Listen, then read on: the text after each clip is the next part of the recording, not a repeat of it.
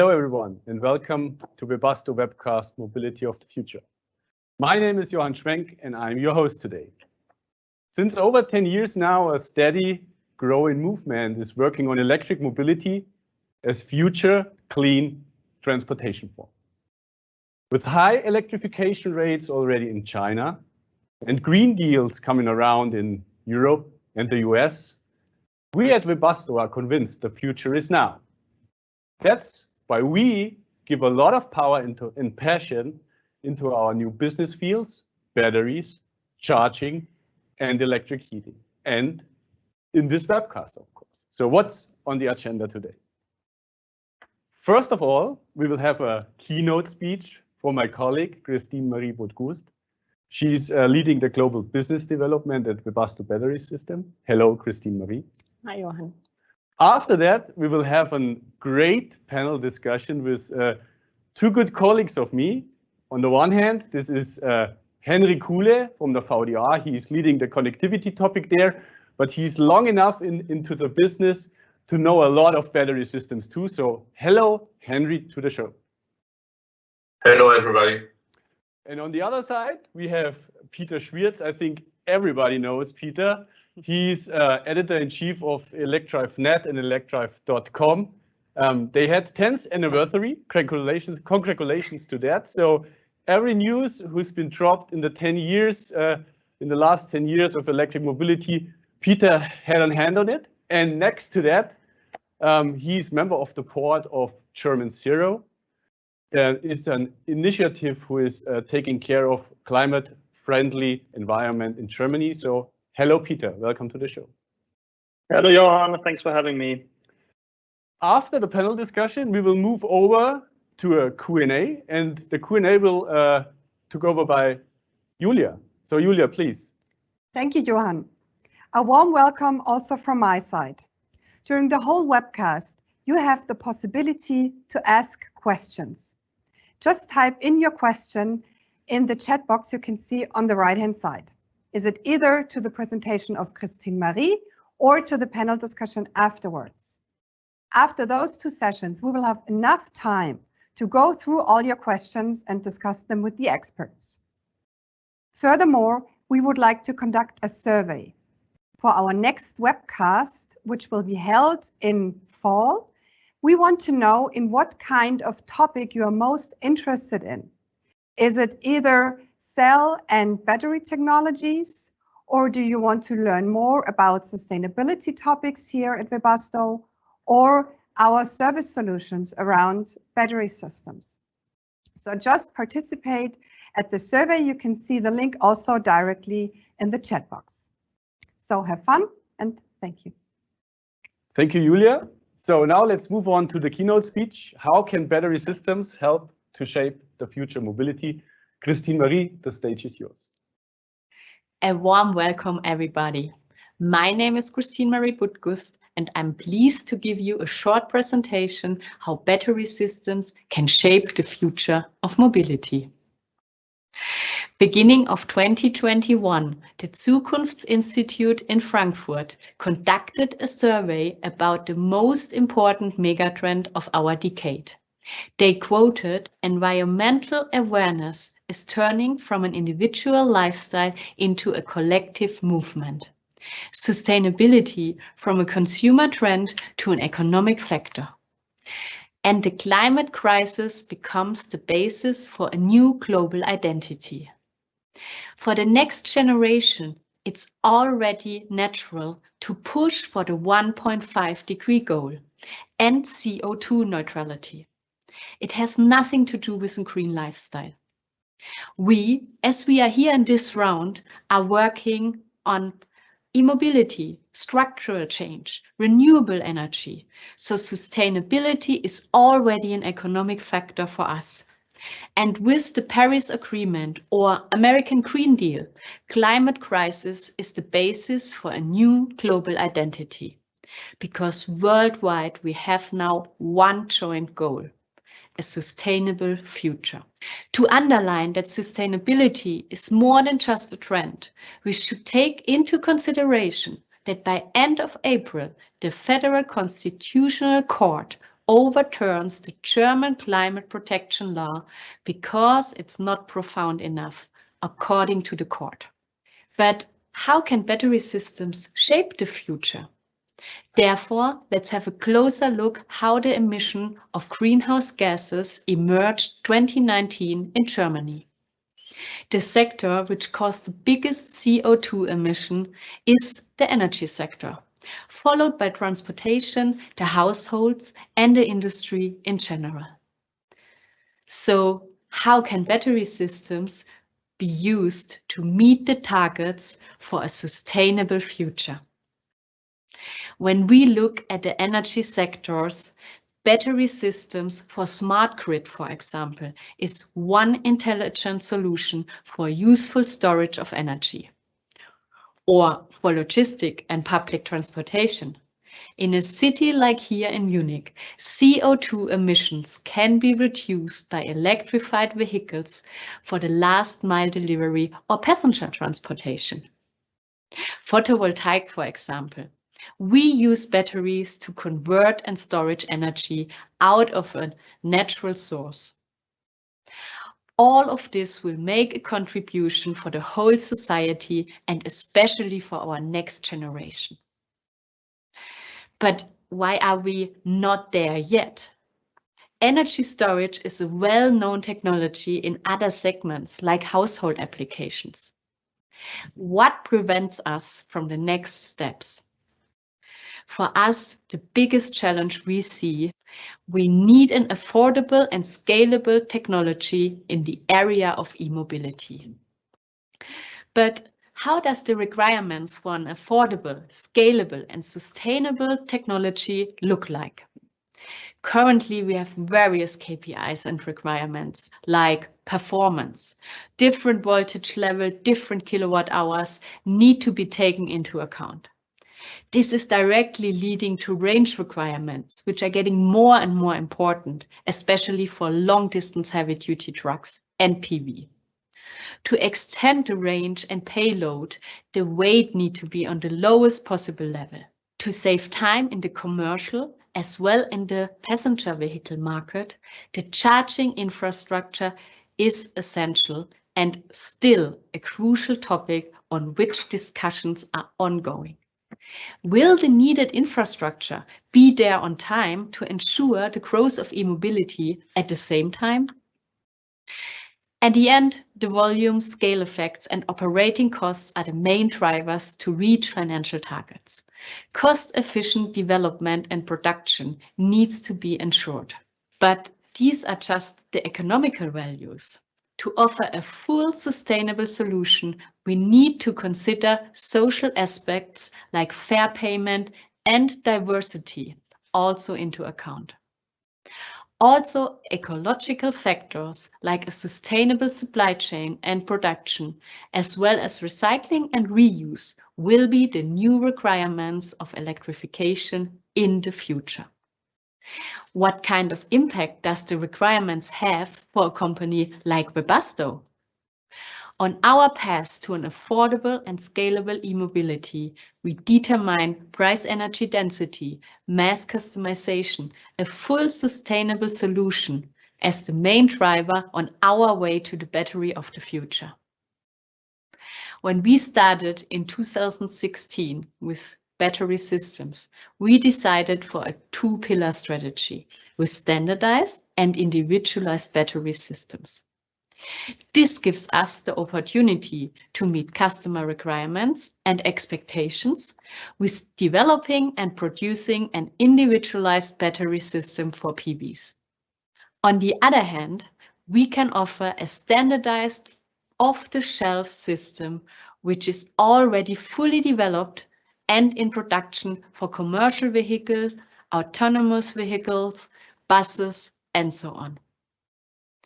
In our daily exchange with our customers, we have to grow from an individual development of battery systems for OE to a system partner to a strategic platform partner globally in the future. Within our standardized pillar, we meet the market driver of price energy density already with our Gen 1 CV standard battery. To stay innovative, we started to invest in our Gen 2, superseded by Gen 3 in the future. Webasto Battery Systems combines the evolution of standard development and platforms with major technology driver to individualized OE solutions on a global scale. More specific, I'm showing you here a picture of our Gen 1 CV standard battery, which is a modular, off-the-shelf system with best-in-class cells and future-proof design. And also an example for a customized battery development or build-to-print project with the possibility of integration of directed and provided parts. Beside the technology, we also decided that Europe will be the first mover market for us at Battery Systems, followed by Asia and the US. Such a step-by-step market entry strategy gave us the possibility to react to the main drivers of e-mobility in the different markets at different times. For us at Webasto, sustainability is more than a trend. Our goal is CO2 neutral mobility, quoted by our CEO, Holger Engelmann. Sustainability must become part of our DNA. Therefore, we analyzed our CO2 emissions. We moved our production to eco-power beginning of 2021. We work closely with our suppliers to make the entire value chain sustainable. And we will build a system for energy storage and use also within this year. Let me come to an end. As a competent partner, we support our customers in investing in future-proof mobility and successfully electrifying vehicles throughout the world.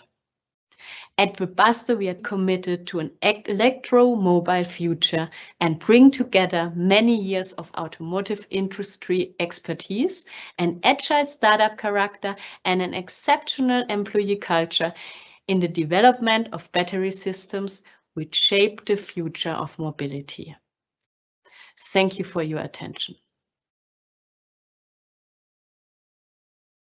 Great presentation, Sian. It's always good to hear to you, and a lot of different aspects were in the presentation. I want to pick up the sustainability aspect as first question. There is a lot of sustainability media currently ongoing. It's in the politics. For us as electric mobility community, sustainability is more than a buzzword. It's some kind of narrative of our work. And I would give the first question to Peter, because next to his electric net job, he's at German Zero. And maybe, Peter, you can give us a little bit of your impression about what's happening now at German Zero, and what does this mean for automotive industry and for batteries? So, Peter, please. Thank you, Johan. I will do so. Yeah, the decision of the Federal Constitutional Court in Germany has once again made it clear that climate protection can no longer be postponed into the future, but must be implemented now. From German Zero's point of view, this means on the one hand, we have to reduce traffic and the total number of vehicles on the road. More transport capacity has to be shifted to rail. Pedestrian and bicycle traffic must be massively promoted in cities. And on the other hand, we have to convert the remaining vehicles to emission-free drives as quickly as possible.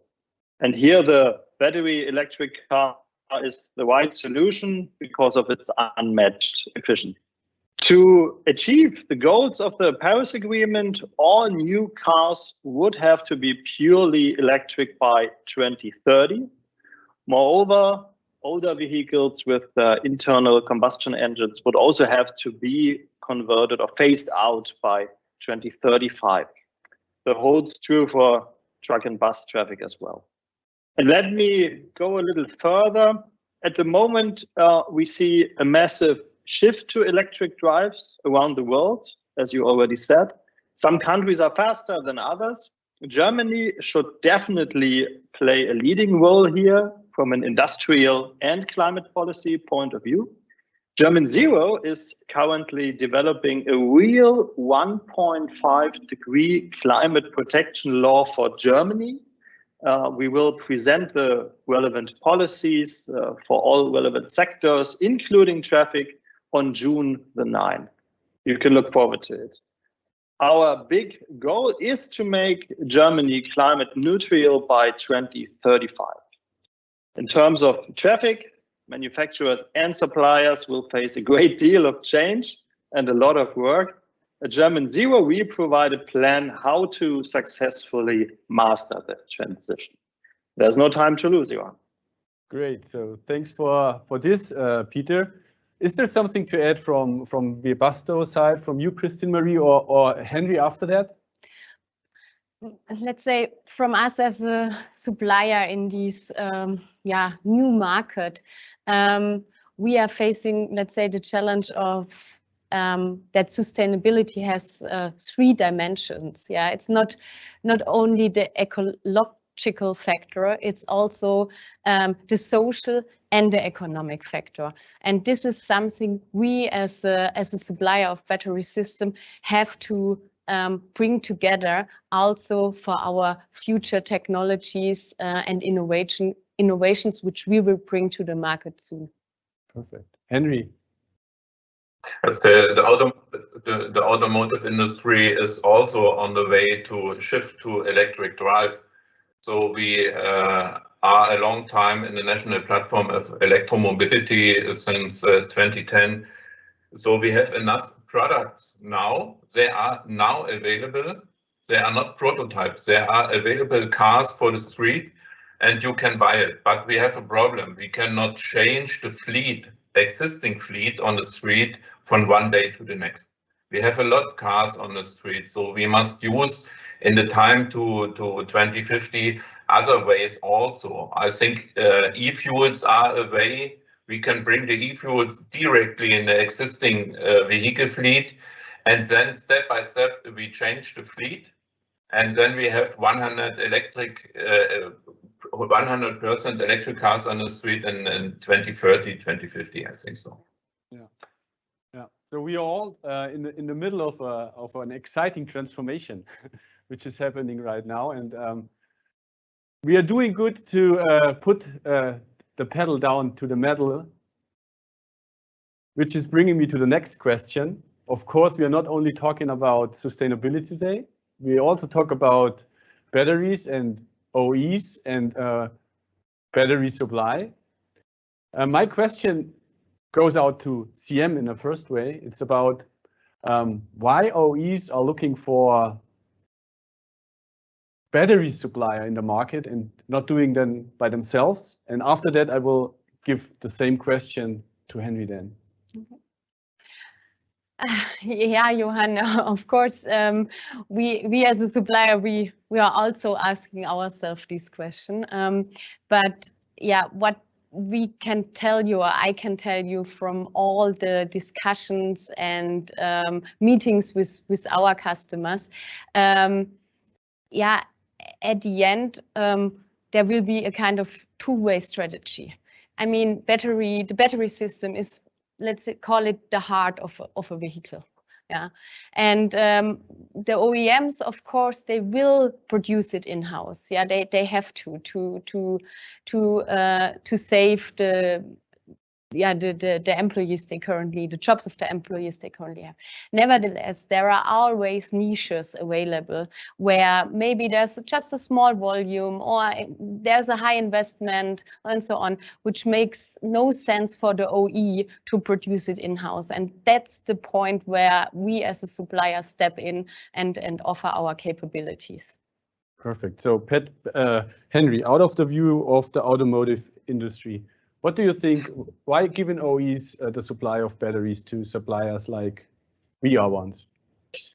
So I think it's a good question, but it's not fine to a simple answer. So I think also we have two ways. You can give something outside and you will do something inside. But the next problem is not every OE has the same strategy. We have different OEs, and every OE can have a different strategy. We have small OEs, we have big OEs. It's a little bit earlier when you have a lot of production, a lot of like Stellantis or Volkswagen. So they are very big. So you can do enough thing inside, and the smaller must go a little bit more outside. But the problem at the moment is we don't have a cell and battery production in Europe. The battery and cell production is at the moment in Asia. So we start at the moment the change to bring the production in the near of the car factory. So, and now we have the question, we can do this. Is this only an OE topic, or is this a topic from joint ventures? So I see at the moment there are a lot of joint ventures on the world. Toyota produce in-house. Tesla produce in-house, but not really in-house. They produce with Panasonic. Volkswagen will build joint ventures and will build alone. Ford has launched in the last week, I think, also a joint venture in the United States. So we will have a different picture for the OEs, but I think we have these two ways only: joint ventures and produce in-house. So, and which way is the best? I cannot say. This is a question for the OEs directly. Thank you. Maybe Johan, let me add something to Henry, because I totally agree. The point is, maybe there is no need for a decision between pass 1 or pass 2, because the market, as Henry mentioned, is so huge. Yeah, maybe we don't have to do a decision. So maybe both strategy can work in parallel. Mm-hmm. Interesting point. Henry, you mentioned, maybe I got it right, the missing cell supply in Europe. So is this something we have to be more careful and taking more care of as German automotive industry? And what maybe are other technologies who can be ramped up in Germany a little bit faster? So Peter, maybe you will take over. Was the question to Henry or to me? To Peter, to you, Peter. Okay, in my opinion, we have several different topics here. We talk about improved cell materials that are coming to the market, and we also see growing cell formats across the board. If we talk about technology trends, you can experience this at Tesla, for example. In addition, there is a trend in the integration of functions in battery housing. And in the near future, we will also see that the battery packs will no longer just be integrated into the floor, but also functionally into the body. And in addition to new high performance materials and lightweight designs, I also expect solutions for wireless battery management systems, for example. And all of these technologies we can do here in Germany. We can do them in Europe, and we have to. And I also expect solutions, the development of new technologies for batteries is proceeding at a very rapid pace. An incredible amount of money has been poured into battery research for several years now all over the world. And I think that these investments will lead to enormous technological leaps and advances. These new technologies are also being industrialized much faster than before, driven by the huge demand for efficient batteries all over the world. And we definitely live in exciting times. Awesome. Thank you, Peter. Maybe we take one more curve about the cell technology. So currently a lot of different players are ramping up the business in Germany, but not of all of them are from German origin. Do you think, CM, Henry, Peter, that we have to do our own cell industry in Germany, or is this something we can share in some kind of corporations and joint ventures?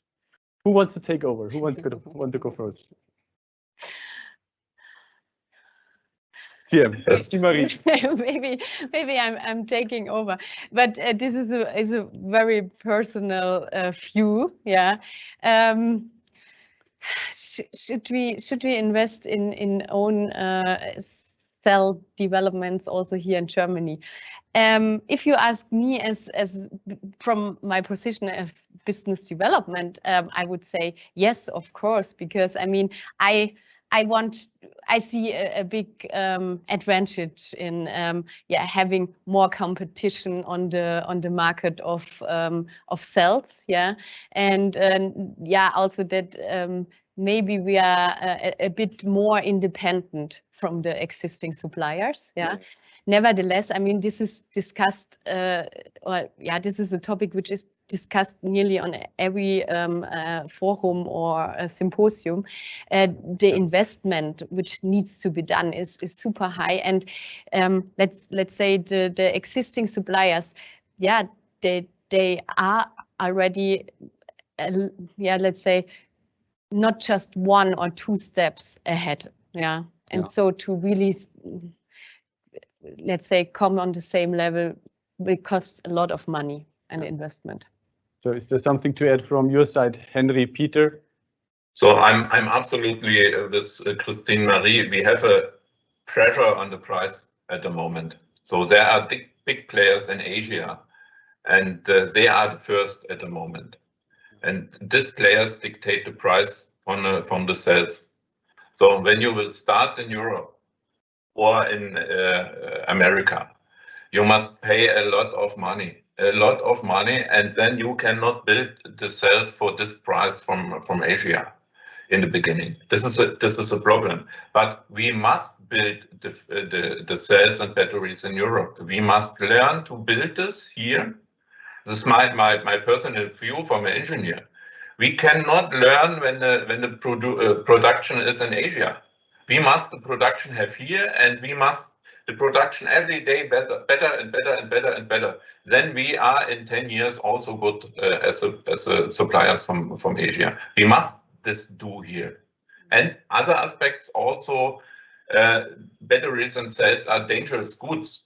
We bring the dangerous goods from Asia to here. This is stupid. 3 years or 4 years, weeks ago, we have a problem with shipping from Asia to here. What has happened when the production is in Asia, but the way from Asia to here is stopped? So we stop the production here? No, we cannot stop it. We must have the production directly in the near of the cars. So, and when we will change your question from the beginning, when we will change the production to 100% electric cars, we need a lot of cells and batteries. We cannot produce the on other place. We must have in the near of the factories of the cars. So it's my view. Okay. Peter? And 2 more points maybe. We need the added value here on site. After all, there are plenty of jobs to be secured, and the people in the automotive industry want to do something. And maybe one more aspect, we certainly also have the best environmental standards in Germany, don't we? Absolutely. Even this is something we are driving for. So yes. So I see there is no simple answer. So it's both. So global partnerships should be part of our daily work and daily business as we live in a globalized world. But of course, we should also take care of our own technology competence and ramping this up with intelligent R&D and own power. I will estimate that the next question don't have a simple answer too, but I will ask it anyways. So now coming to the chemistry of batteries. So there is maybe 2 worlds, like the LFP world and the NMC world, and everybody's discussing which one will win the race. So Christine Marie, what is your estimation? Who will be the champion here? Oh, Johan, thank you for this question. Because also here, I think we could fill hours discussing about cell chemistry.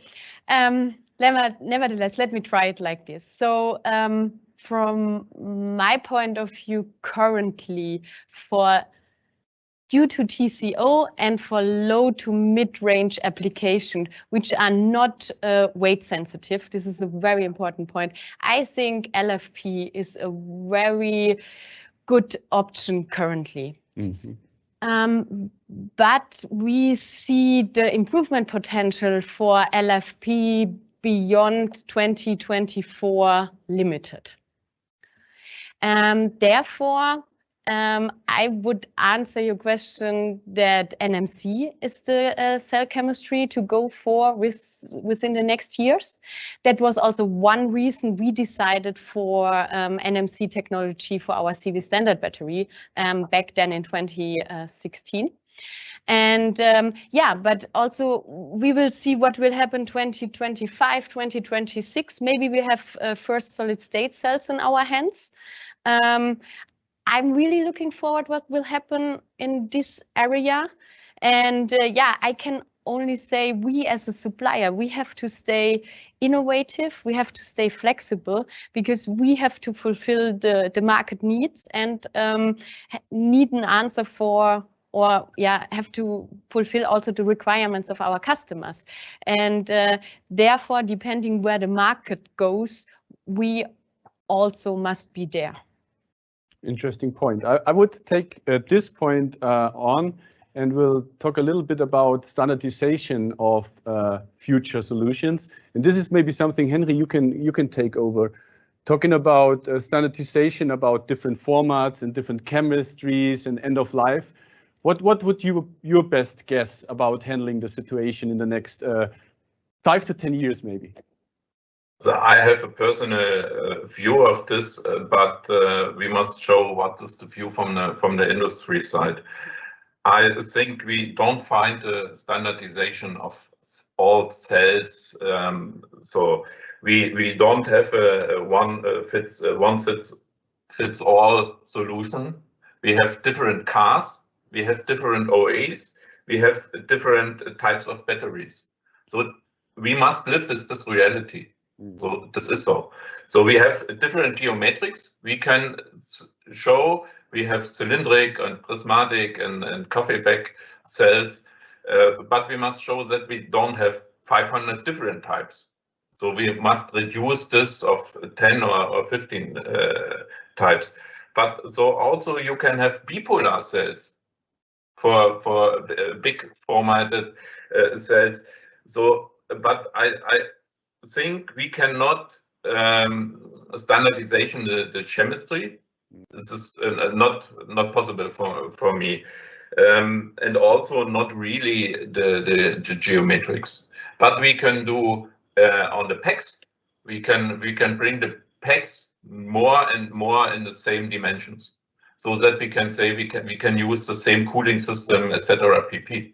Also for the second use, we cannot mix different types of batteries. But the reason is we have different applications, and we need different types of batteries and cells, formats and chemies. So when you have a car and truck on the bus, there is not the same. And when you drive in the city is others as when you drive from Berlin to Leipzig. So this is the difference between a marathon runners and the sprinter. You need for a marathon other things as for a sprint. So so I think we cannot have this one fits all chemistry and format. Thank you. Yeah, I totally agree with Henry, because working together with all major OEMs, we also see that, yeah, there's not just one technology or just one trend or just one strategy. So like Henry mentioned regarding cell modules, a few years ago, there was the approach in the market to standardize the format of cell modules with the, for example, so-called VDA module. But today we see there's a bunch of formats and chemistry on the roads. It's always depending on the use cases. Absolutely. So maybe one point on that too. And Peter, if you have an answer or your estimation, thinking about end of life and recycling, what comes in mind to you as German serial representative about handling battery solutions in the future? We can't hear you, Peter, I think. Yeah. No. Yeah. Sorry. Yeah, I think we really have the chance to realize such a way to hold the materials in a circle now better than before. So, in my opinion, all the battery manufacturers and the car manufacturers, the suppliers, have to think about that and to build up battery recycling capacities directly when they plan their factories for the production. So this is the big chance because of the needs for our environment. I think this is a very important point. Yeah. Yeah. So I think, Peter, you're talking about cradle-to-cradle use of battery solution and reuse the battery after their first use. Of course, we can use the batteries after they have been in a truck or bus something if they are still good enough. And most batteries are still good enough to have a second life. And this is, of course, something we are driving for. But as I see on the timing, we are running out for the panel discussion, a little bit of time. But I want to have one question to all of you.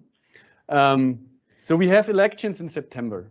So and imagine you have been voted the next chancellor in Germany in September, and you've been setting up some actions for electric mobility and sustainability. What would be your first move? Peter, please. Good question, Johan. A green German chancellor is definitely possible, which in itself is a small miracle.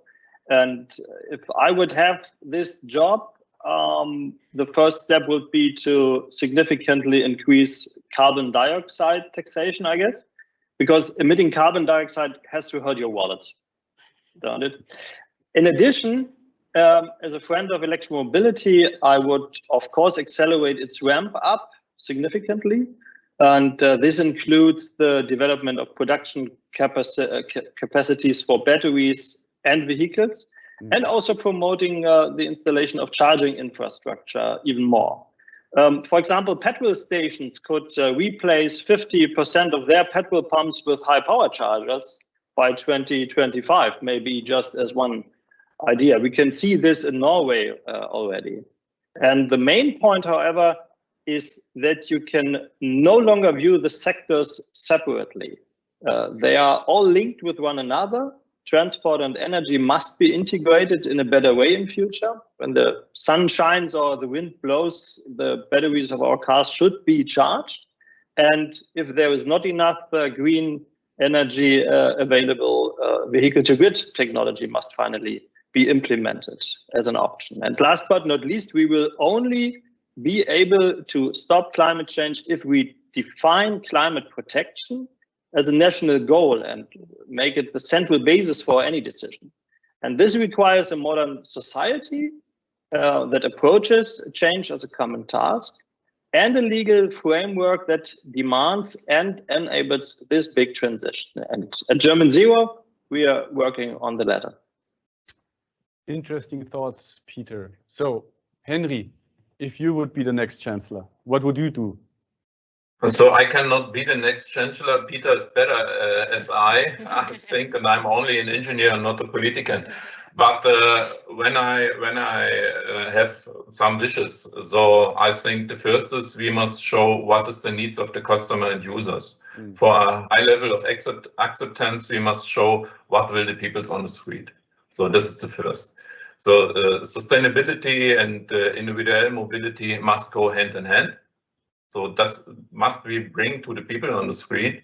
And then I will have developed an intelligent transport system for the future. Cooperative, connected and automated mobility with electric drives. And this is my package, not more. Thank you. Thank you, Henry. So last but not least, so Christine Marie, if there is a world after Webasto and you will be the next chancellor, what would you do? Yeah, good question. We will see when there's the world after Webasto. Currently, I'm very happy with my position here. Yeah, I agree to Peter and Henry. So if I would be the next chancellor, for me, climate protection would be, let's say, after the Corona crisis, back on priority number one. I would push for a diverse and sustainable mobility because we had it before. There is no one solution fits all. So we have to, we have to find in a first step solutions for the whole society. And then I mentioned it already in the presentation. I think it's important that now sustainability will become part of the DNA of the society, and this is what I would go for. Great, thank you, Christine Marie. I can discuss with you hours and hours, but I think it's the right time to give the voice to you as audience and move over to Julia, who is handling the live Q&A now. Thank you, Johan.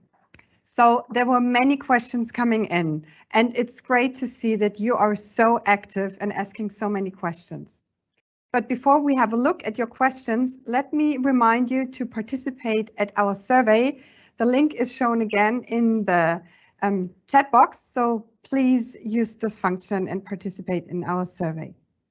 Okay, so now let's start with your questions and the Q&A session. And let me start by picking a first question to Christine Marie.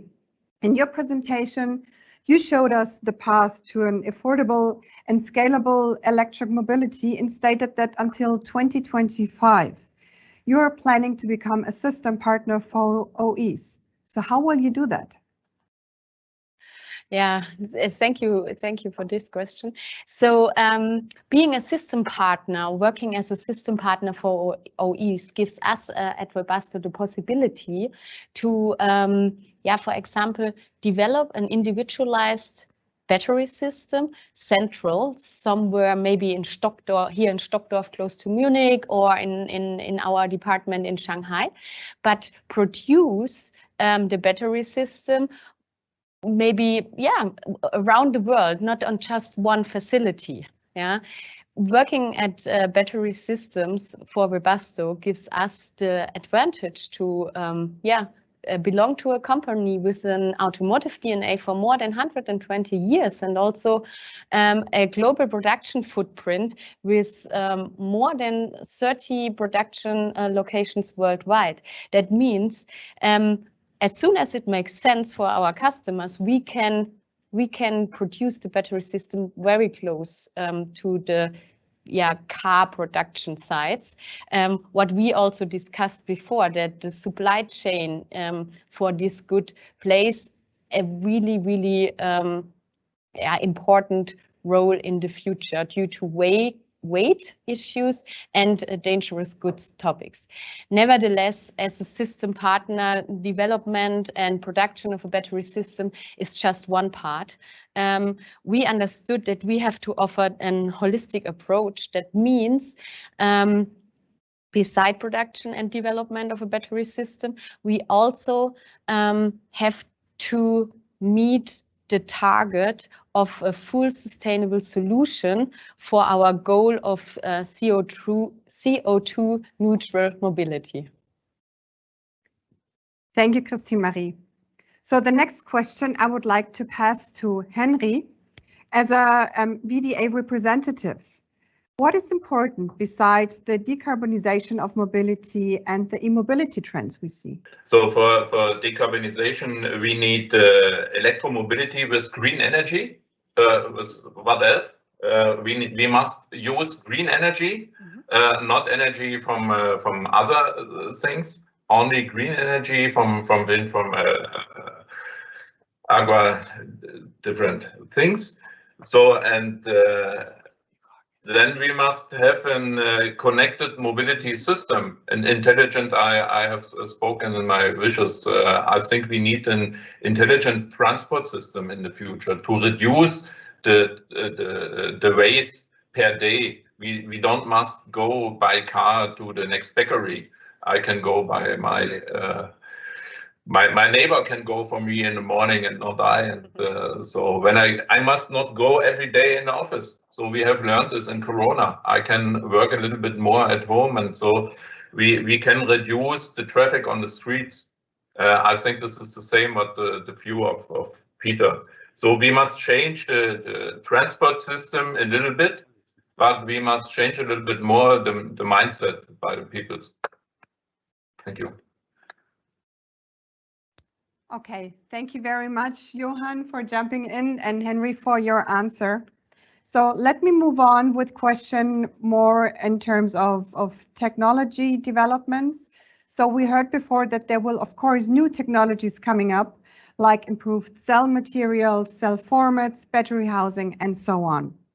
So Peter, what do you think? When do the battery that is built in the body or the cell to body will be realized? These are most relevant topics for research and development departments right now. I assume that we will see prototypes with such solutions in the second half of the decade, maybe. But vehicles with cell-to-body technology will certainly not be on the market before the end of the decade, I guess. Please do not forget the solid-state battery at this point. There are so many big players working on this technology right now, and I think the breakthrough will come, and maybe certainly in this decade. Okay, thank you very much, Peter. I have another question for you, Christine Marie. You mentioned before that for certain application, standardization will be possible and attractive. So what do you mean with that? Yeah, so far we discussed about standardization for components of a battery, but I think, or not. What I want to point it out was when we started in 2016 with battery systems at Webasto, we directly figured out that there are, let's say, companies in the market which need to electrify their vehicles, but they cannot afford a full individualized battery system. So that's why we started the development of our CB standard battery. That means what I wanted to point out, there is a market for standardized battery systems. Yeah, it's for sure, or let's say from my point of view, not the OE market in general. It's more for commercial vehicle, it's for non-automotive application, but nevertheless, there is a market for standardized battery systems because there are companies out there who need a battery. They need an off-the-shelf solution because they maybe timing is super short, they have small volumes, or there is a financial topic. And that's why I think, or we at Webasto also think, there is of course a market also for standardization of battery system, because not every company can afford an individualized battery. Thank you, Christine Marie. As we move on, and I'd like to pass the last question actually to Peter. You told us before that we have a common goal. We have a goal to reach climate neutral mobility by 2035. So what do you think needs to be done first to reach that goal, or where and who do we need to start? Peter. Yeah, as I said in the beginning, more transport capacity has to go by rail. Pedestrian and bicycle traffic must be massively promoted in cities. And on the other hand, we have to convert the remaining vehicles to electromobility as possible. And one important point is that the space in the cities must be parceled out in a new way, I guess. The dominance of the street is a relic of the past. And another very simple step maybe is a speed limit in Germany on the Autobahn that saves a lot of carbon dioxide, and it doesn't cost anything either. And now I want to be honest, that also applies to me. I drive a lot myself, and I also drive faster on the Autobahn. But of course, I also have to contribute and be part of the solution, and we all are asked to be. Yeah, and maybe I can give one question to Henry at this point. I remember that you are a rally fan. After all, what do you actually do when the V8 is no longer allowed to rattle through the landscape? So, Peter, it's not right that I'm a rally fan. I was a driver and a co-driver, really. A long time. I was driving, I think, 10 different cars in the last 15 years. And rally sport is sport with emotion. And who said that electromobility does not generate any emotions? So I think you can also generate with the electric car emotions, and then you can drive also, you can do an electric motorsport. Today we have different ways to electric motorsport in Europe and all over the world. You know, the Formula E, Extreme E Electric is an off-road race. And in Germany, we have the world's first rally cup in Germany from Opel with the E-Corsa. So we can see this cars on the street. You can feel this, and I think we have a lot of opportunities for electric motorsports. It's accelerator of the technology and to win more people. So we need more people to fascinate from the electromobility at the moment. So Peter, you are also, when you have time, I have a question for you. You are a modern electro pioneer, I think so. And from my point of view, 10 years ago, you start with ElecDriveNet, and you are daily on the streets with electromobility. From your point of view, what we have to do to convince more and more people about the electromobility?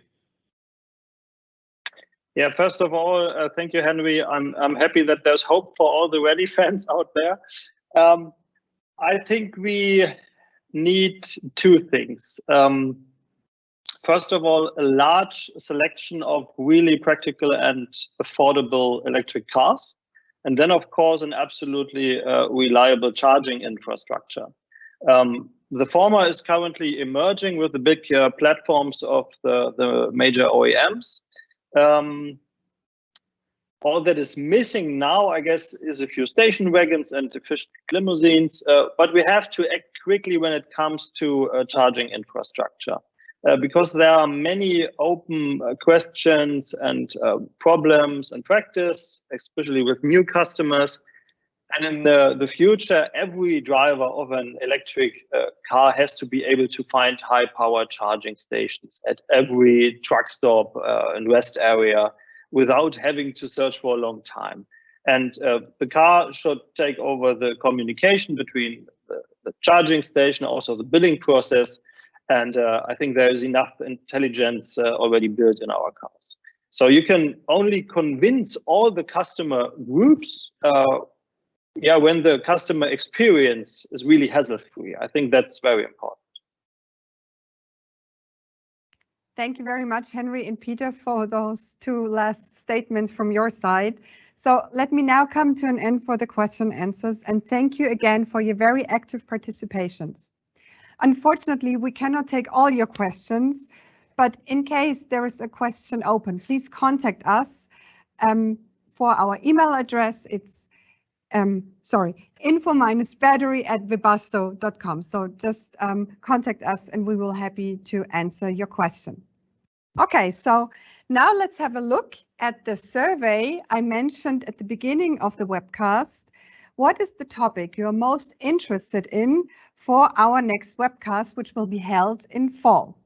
So we see that around 26 people are interested in an outlook on cell and battery technologies, and 33 are interested in our sustainability solution. So the result is rather balanced, which is good. And thank you very much for your vote. This is a very good feedback for us, and we will prepare the next webcast in fall accordingly. Okay, so before we come now to an end, let me just mention that the whole session, the presentation of Christine Marie, and also the panel discussion was recorded, and the recording will be available as of tomorrow on our website. Thanks again. That was it from my side. Back to you, Johan. Thank you, Julia, for the good Q&A and the questions to the audience. Thanks for that. Christine Marie, thanks for a great presentation and for discussing with us. And of course, Henry and Peter, great pleasure to have you here on board. And as we have the next topic, so we are pretty sure to set up a follow-up then very soon and get you all the information you will need. You see, we are electric at Webasto and nothing left to say. Stay safe and see you soon. Goodbye.